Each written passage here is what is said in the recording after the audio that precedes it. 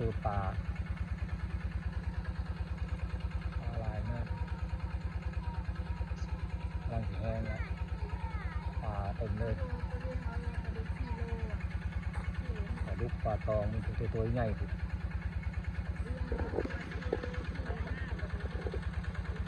ปลาตอง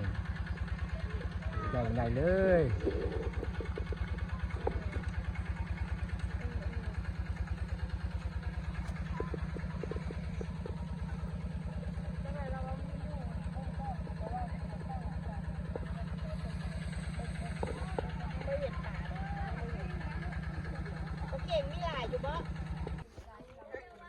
อ๋อ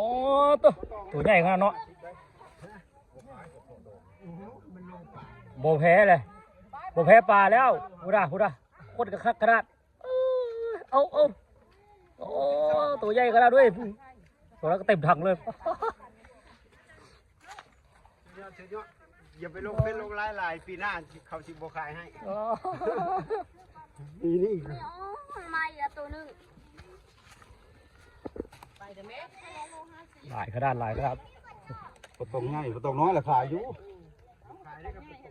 ง่ายก็50 60 70โอ้น้ำมาซื้อปลากดบ่เนาะอ๋อปลากดเป็นตัวใหญ่นี่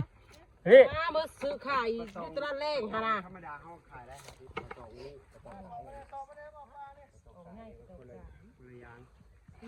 เขาชอบซื้อปลาเขาจะพูดนั่นเชื่อเขาปลาใช่ไหมคนละปลาคอใหญ่โอ้ตุยนะแล้วมือเวียนแล้วบาดนี่ตุยนั่นเมื่อเลยเป็นงูเดียวนะมือน่ะโอ้โห